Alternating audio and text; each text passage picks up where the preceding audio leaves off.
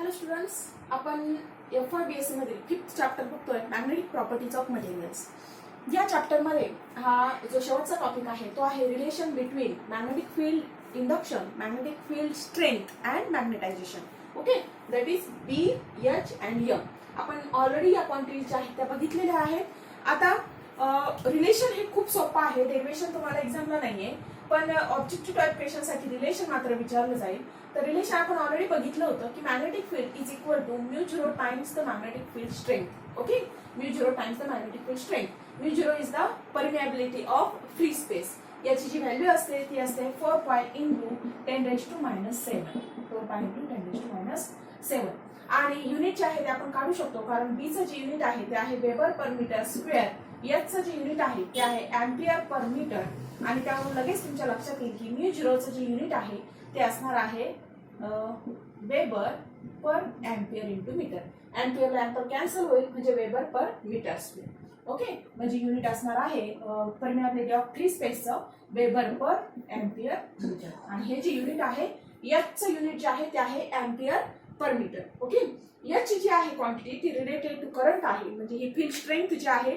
समजा तुम्ही एखादा टोराइड कन्सिडर करत असाल. टोराइड मी सांगितलं की समजा तुम्ही एखादीचे सर्क्युलर एखादी कुठलीही बॉडी कन्सिडर केली आणि त्याच्या भोवती जी आहे जर तुम्ही ती स्प्रिंग जी आहे ती गुंडाळली. ओके, मॅग्नेटिक मटेरियल पासून तयार झालेली स्प्रिंग जर तुम्ही गुंडाळली आणि मधलं मटेरियल जे आहे ते तुम्ही काढून टाकलं, तर स्प्रिंग टाईप जे स्ट्रक्चर साईडला जे तयार झालेलं आहे ज्याच्यामधून तुम्ही करंट फ्लो करणार आहात त्याला आपण काय म्हणतो, टोराइड असं म्हणतो.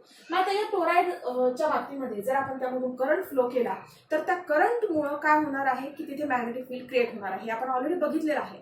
आणि मॅग्नेटिक मुवमेंट त्या ठिकाणी जी क्रिएट होणार आहे ती magnetic dipole movement per unit volume, याला आपण मॅग्नेटायझेशन असं म्हणतो. आणि जी मॅग्नेटिक फील्ड क्रिएट होणार आहे तिला आपण B असं म्हटलेलं आहे.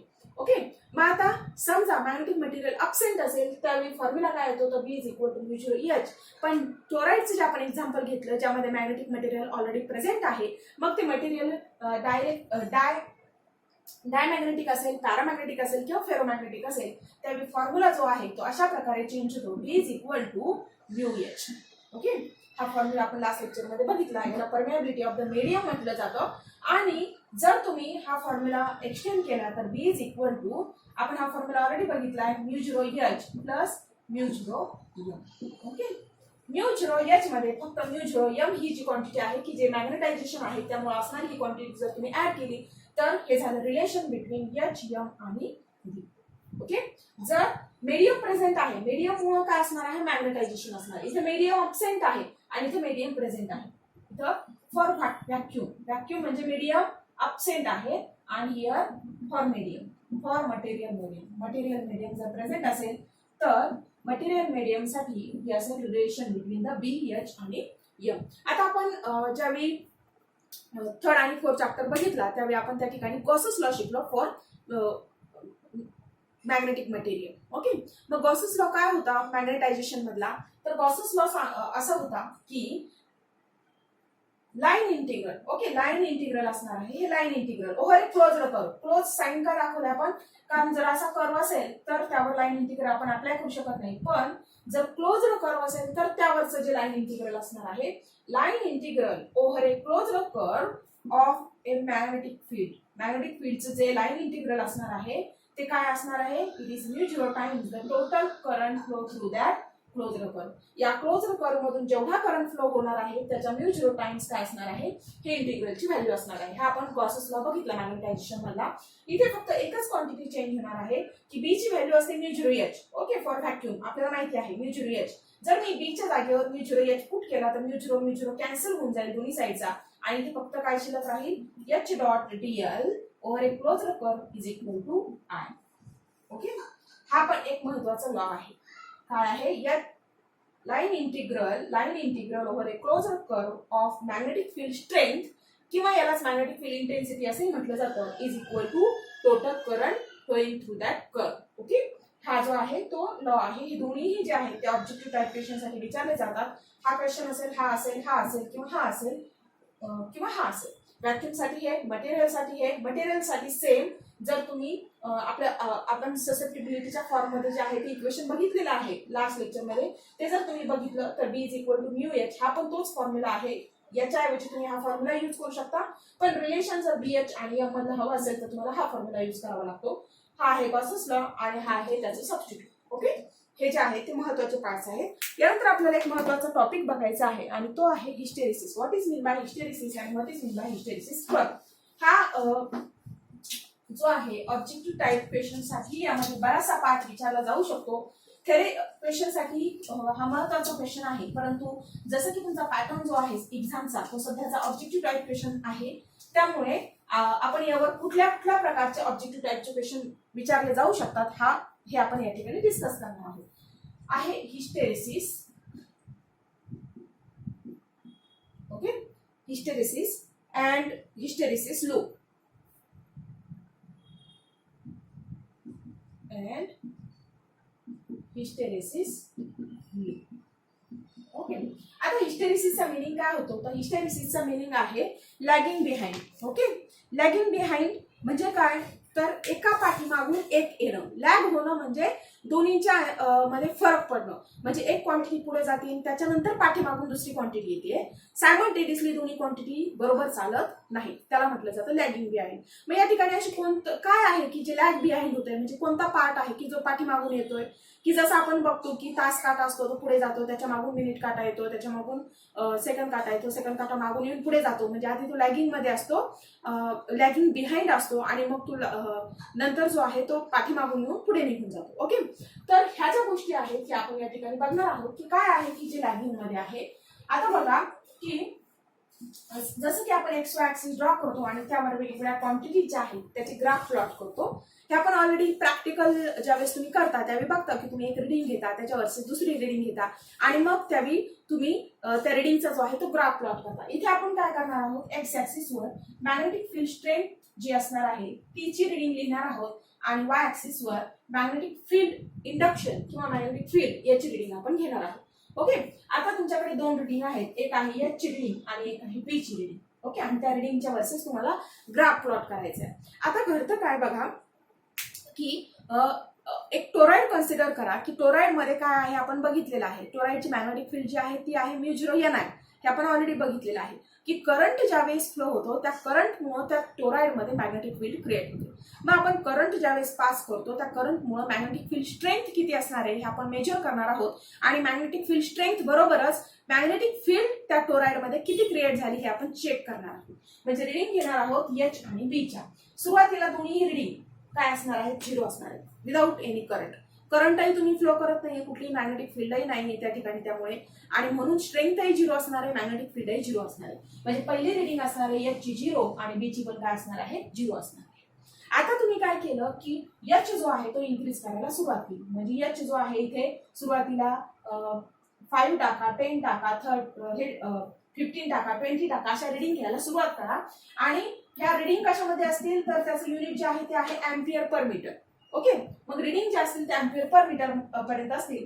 तर ज्यावेळेस तुम्ही एच जी आहे ती क्वांटिटी इन्क्रीज करायला लागता, या ठिकाणी एच जो आहे तो इन्क्रीज करता. पहिली रिडिंगला बी ची रिडिंग, दुसरी रिडिंग, तिसरी रिडिंग अशा रिडिंग ज्या आहेत त्या तुम्ही घेत जाता. त्यावेळी एच जसा जसा वाढत जातोय तसा तसा बी पण तुमचा वाढत जाणार. एच जसा जसा वाढत जाईल तसा तसा बी काय झाला वाढत गेला. बघा एच इकडे इन्क्रीज होत चाललाय, वाय बी जो आहे तो वाय ऍक्सिस वर इन्क्रीज होत गेलाय. बी कशामध्ये असणार आहे ऑब्व्हियसली टेस्ला मध्ये, आणि टेस्लालाच आपण काय म्हणतो weber per metre square. Okay, आता थोड्या वेळानंतर काय होतं की एच जो आहे तो तुमचा वाढतोय, मॅग्नेटिक फील्ड स्ट्रेंथ वाढत चालली या डायरेक्शन, पण बी ची क्वांटिटी मात्र इथे पूर्ण टोटल ओव्हरऑल काय झाली कॉन्स्टंट झाली. या ठिकाणी बी जे आहे म्हणजे magnetic field in that material जो असणार आहे टोराइड मधलं मॅग्नेटिक फील्डची जी व्हॅल्यू तुम्ही मोजताय मॅग्नेटिक फील्ड इंडक्शनची ती काय असणार आहे तुम्हाला इथे कॉन्स्टंट दाखवली जाणार. एच तुम्ही वाढवत नेताय पण बी ची व्हॅल्यू मात्र तुम्हाला काय दिसते कॉन्स्टंट दिसते, तो हा पार्ट आहे. आणि ही ज्यावेळेस ही व्हॅल्यू कॉन्स्टंट असते त्यावेळी तिथे काय होतं सॅच्युरेशन होतं. सॅच्युरेशन म्हणजे काय एका पर्टिक्युलर व्हॅल्यू पर्यंतच ती व्हॅल्यू वाढते आणि त्यानंतर मात्र ती व्हॅल्यू कॉन्स्टंट दिसते, त्यानंतर त्याच्या पुढे तुम्ही ती व्हॅल्यू वाढू शकत नाही. जसे की इलेक्ट्रॉनिक्स मध्ये तुम्ही बघितलं असेल कुठलाही ट्रान्झिस्टर जर असेल तर त्या ट्रान्झिस्टर जे आहे तर त्यामध्ये ज्यावेळेस तुम्ही त्याच्या ट्रान्झिस्टरच्या बाबतीमध्ये ज्यावेळेस तुम्ही व्हॅल्यूज बघता की व्होल्टेज जे असेल व्होल्टेज आणि करंटच्या व्हॅल्यूज, तर ज्यावेळेस तुम्ही इनपुट व्होल्टेज त्याला अप्लाय करता आणि त्याचा आउटपुट व्होल्टेज चेक करता, तर इनपुट व्होल्टेज वाढवत जाता आणि आउटपुट व्होल्टेज जे आहे एका पर्टिक्युलर पॉईंट पर्यंत अँप्लिफिकेशन दाखवतं, त्यानंतर मात्र ते अँप्लिफिकेशन वाढत नाही. ती जी व्हॅल्यू असते त्याला आपण सॅच्युरेशन असं म्हणतो. सॅच्युरेशन म्हणजे एका पर्टिक्युलर टॉप पर्यंतच ही व्हॅल्यू वाढते, त्यानंतर मात्र ही व्हॅल्यू इन्क्रीज होऊ शकत नाही, तिथे ती कॉन्स्टंट राहते. हे झालं सॅच्युरेशनचा पॉईंट. ओके, मग सॅच्युरेशन कुठून स्टार्ट झालंय तर इथपर्यंत इन्क्रीज झालंय आणि या पॉईंट पासून सॅच्युरेशन स्टार्ट झालं. या पॉईंटला आपण म्हणायचं ए पॉईंट. हा असेल saturation point. Okay, saturation point. आता काय करायचं आपल्याला, आता बी तर कॉन्स्टंट मिळालाय, आता एच तुमचा काहीतरी व्हॅल्यू आली, तुम्ही वाढवत वाढवत येईल इथपर्यंत समजा काहीतरी व्हॅल्यू आली तुमची एच ची. आता काय करायचं, परत एच ची व्हॅल्यू डिक्रीज करत न्यायची. परत इथपर्यंत काय केलं तुम्ही, इन्क्रीज करत गेलात आणि आता तुम्ही डिक्रीज करत गेलात. आता परत इथून तुम्हाला झिरोकडे जायचं, उलट्या डायरेक्शन. ओके, हा मधला पॉईंट आहे तुमचा. आता तुम्हाला काय होत जाईल, इथे परत व्हॅल्यू जशी जशी तुम्ही कमी कमी करत जाल, तुम्हाला इथे व्हॅल्यू जे आहेत कॉन्स्टंट मिळतील आणि जिथून तुमची सॅच्युरेशन सुरू झालं होतं त्या पॉईंट नंतर मात्र म्हणजे इथपर्यंत व्हॅल्यू तुमची सुरू झाली होती, ओके, कॉन्स्टंट आली होती, यापर्यंत तुम्हाला ती कॉन्स्टंट व्हॅल्यू मिळेल. याची जुनी डिक्रीज करत गेले बी ची व्हॅल्यू कॉन्स्टंट मिळेल. पण या ए पॉईंट नंतर मात्र वरच्या ज्या रिडिंग होत्या त्या रिडिंग एच साठी ज्या आल्या त्याच रिडिंग त्याच्या येणार नाही. इथं तुम्ही इन्क्रीमेंटच्या ज्या रिडिंग होत्या त्या तुम्हाला डिक्रीमेंटला रिडिंग दिसणार नाही, त्याच्याऐवजी वेगळ्या रिडिंग दिसतील. आणि त्या रिडिंग कशा दिसत आहेत, तर त्या रिडिंग असा दिसत आहेत की एचच्या व्हॅल्यूला इथं जी व्हॅल्यू होती त्या व्हॅल्यूपेक्षा बी ची व्हॅल्यू तुम्हाला जास्त दिसणार आहे. म्हणजे एचच्या व्हॅल्यूसाठी तुम्हाला बी इथे दिसला होता, आता तुम्हाला तो वरती दिसेल, इथे दिसेल, इथे दिसेल, इथे दिसेल. आणि मग एका पर्टिक्युलर पॉईंटला एच इज इक्वल टू 0 ला बी किती मिळाला होता. आता बघा तुम्ही डिक्रीज करत चालले व्हॅल्यू, डिक्रीज करत गेले, कुठपर्यंत गेले, 0 पर्यंत गेले. ज्यावेळी तुम्ही 0 पर्यंत जाल, 0 ला व्हॅल्यू काय होती बी ची 0, पण डिक्रीमेंटच्या वेळेस मात्र तुम्हाला ही व्हॅल्यू 0 मिळणार नाही. इथे तुम्हाला काहीतरी एक्स व्हॅल्यू मिळेल. ओके, त्याला आपण बी व्हॅल्यू असं म्हणू. बी बघा की मी काय केलं की एच जो आहे तो डिक्रीज करत गेले, पण माझा बी जो आहे एच इज इक्वल टू 0 ला तो आता मला 0 मिळाला नाही, तो काय झाला, त्याने काहीतरी व्हॅल्यू दाखवली आणि ती व्हॅल्यू काय आहे, बी. म्हणजे एच 0 होऊन देखील त्या ठिकाणी काहीतरी मॅग्नेटिक फील्ड शिल्लक आहे आणि शिल्लक असणं यालाच काय म्हटलं जातं, रिटेंटिव्हिटी. साचून राहणं, संचय होणं, त्याला म्हटलं जातं रिटेंटिव्हिटी किंवा रेमनन्स. ओके, हा जो बी पॉइंट आहे तो बी पॉइंट जो आहे तो काय आहे, रिटेंटिव्हिटी, शिल्लक राहणे, रिटेंटिव्हिटी और रेमनन्स. ही जी व्हॅल्यू असणार आहे ती रेमनन्सची किंवा रिटेंटिव्हिटीची व्हॅल्यू असणार आहे. रेमनन्स, NNCE, रेमनन्स. ओके, हा पॉइंट झाला रेमनन्सचा. आता काय झालं बघा, हा कर्व जो आहे तो स्लाइडली असा आहे. ओके, आता काय केलं तुम्ही, ही 0 मिळाली तुम्हाला. ओके, आता एच ची डायरेक्शन चेंज करायची, करंटची डायरेक्शन चेंज करा. एच जो आहे तो अजून डिक्रीज करत चाल. एच इथपर्यंत आला तुम्ही, तो 0 झाला, कमी कमी करत गेला, इथे 0 झाला, बी मात्र 0 झाला नाही, अजून डिक्रीज करा. ठीक आहे, जाऊ द्या खाली अजून. मग तो किती होईल, निगेटिव्ह कडे जाईल आणि हा इथे निगेटिव्हला गेल्यानंतर कुठल्या तरी पॉइंटला आल्यानंतर बी ची व्हॅल्यू जी आहे ती कमी कमी होत चालली. बरोबर, इथून कमी कमी कमी कमी होत झाली, 0 झाली नाही पण कमी झाली. किती झाली, बी पर्यंत. आणि अजून कमी करत गेल्यानंतर डिक्रीज करत चाललो आपण, अजून कमी करत गेल्यानंतर ही व्हॅल्यू तुम्हाला दाखवणार आहे 0 at particular negative value. Okay, एका निगेटिव्ह व्हॅल्यूला ही व्हॅल्यू किती असणार आहे, 0. ती निगेटिव्ह व्हॅल्यू जी आहे तिला आपण सी असं म्हणूया. हा झाला सी पॉइंट इथे. ओके, की ज्या व्हॅल्यूला एच च्या या व्हॅल्यूला इथे ही जी एच ची निगेटिव्ह व्हॅल्यू आहे ती आहे -90. हा जो सी पॉइंट आहे या पॉइंटला बी किती झाला बघा, बी वाय ऍक्सिस वर आहे, वाय ऍक्सिस वर ही व्हॅल्यू किती आहे, 0.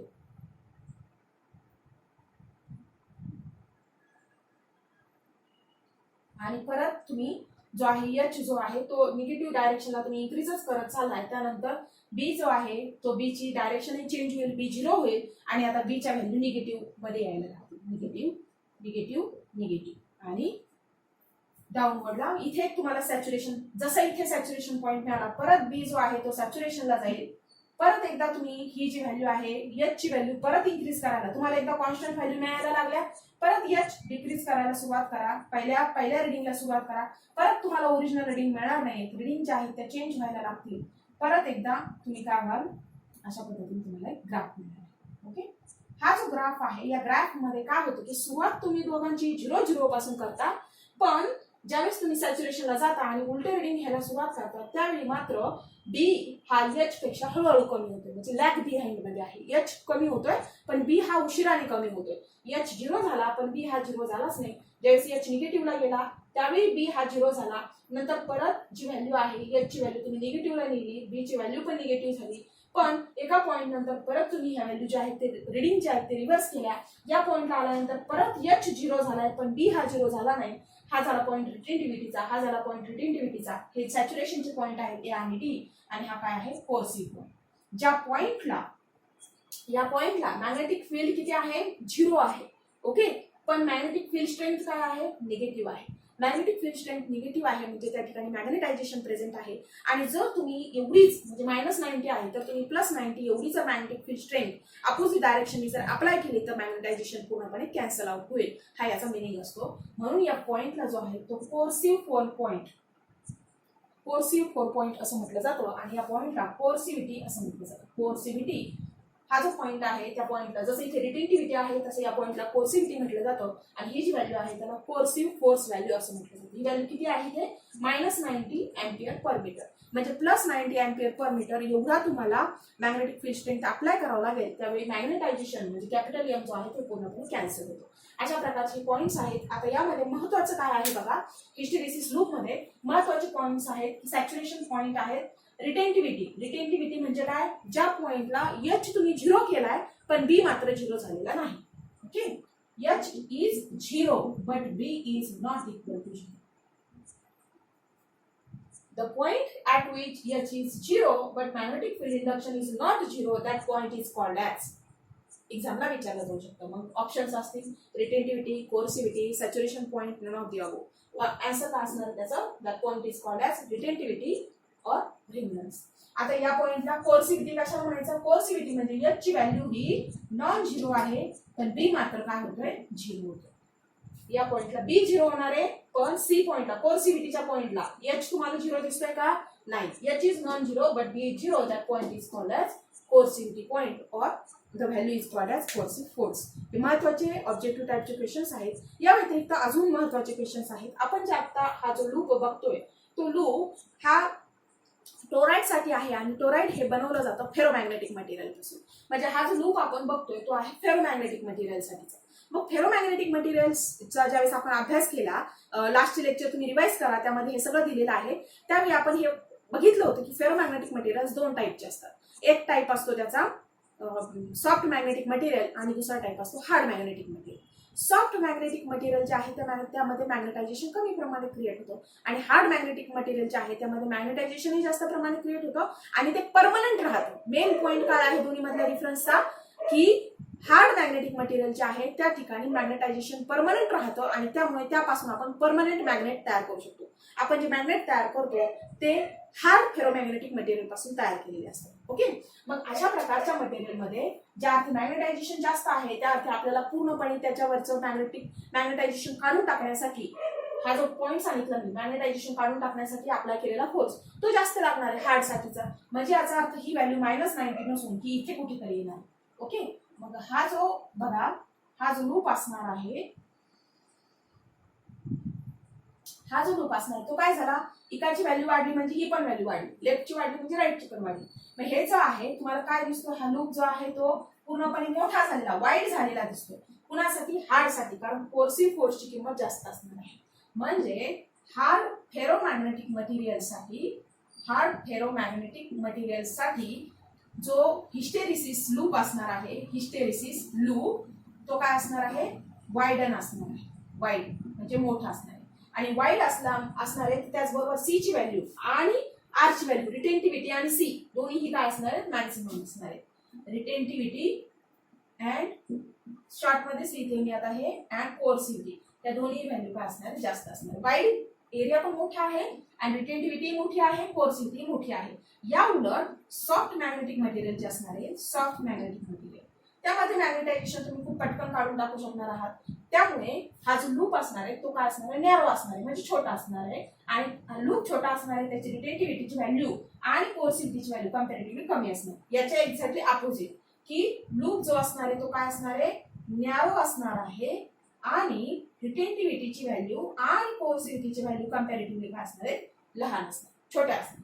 सॉफ्ट मॅग्नेटिक मटेरियलसाठी हे, हार्डसाठी हे पॉईंट जे आहेत ते लक्षात ठेवा. ऑब्जेक्टिव्ह टाईपसाठी मी आतापर्यंत जेवढेही पॉईंट सांगितले ते सगळे खूप महत्त्वाचे आहेत.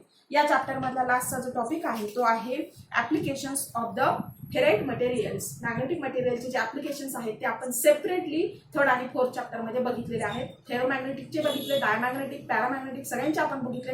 मेनली याचे जे ऍप्लिकेशन्स आहेत ते ऍप्लिकेशन्स आहेत इलेक्ट्रॉनिक्समध्ये, की ज्यामध्ये तुम्ही बुकमध्ये जर बघितलं तर आपण हे ऑलरेडी डिस्कस केलेलं आहे. इंडक्टर्ससाठी, टोराइड बनवण्यासाठी, सॉलेनॉइड बनवण्यासाठी, एडी करंट जे आहेत ते रिले सिस्टीम मध्ये वापरले जातात ही कन्सेप्ट. तर रिले सिस्टीम बनवण्यासाठी, त्याचबरोबर मॅग्नेट्स बनवण्यासाठी, आता मॅग्नेटचा वापर मोस्टली कुठे केला जातो तर मायक्रोफोन्स जे आहेत त्या कॅसेट्स जे आहेत त्या कॅसेट्समध्ये केला जातो. तर मॅग्नेट्स बनवण्यासाठी, मायक्रोफोन्स बनवण्यासाठी, हेडफोन्स, लाऊडस्पीकर्स, त्यानंतर ट्रान्सड्युसर जे आहेत जे रेकॉर्डिंगमध्ये वापरले जातात, हे जे इलेक्ट्रॉनिक सिस्टीम्स जे आहेत त्या सगळ्या इलेक्ट्रॉनिक सिस्टीम बनवण्यासाठी मोस्टली फेराइट्स जे आहेत किंवा मॅग्नेटिक मटेरियल जे आहेत त्याचा वापर केला जातो. ओके, याचे हे ऍप्लिकेशन्स आहेत. इलेक्ट्रॉनिकचे जर ऍप्लिकेशन विचारले तर ते कशाचे असतील, ते मॅग्नेटिक मटेरियलचे असतील, फेराइट्सचे असतील. ओके, तर या ठिकाणी हा चॅप्टर संपतो. यावरचे प्रॉब्लेम्स जे आहेत ते आपण घेऊयात. जे ऑब्जेक्टिव्ह टाईपचे क्वेश्चनशी रिलेटेड असतील ते प्रॉब्लेम जे आहेत ते आपण नेक्स्ट लेक्चरमध्ये डिस्कस करणार.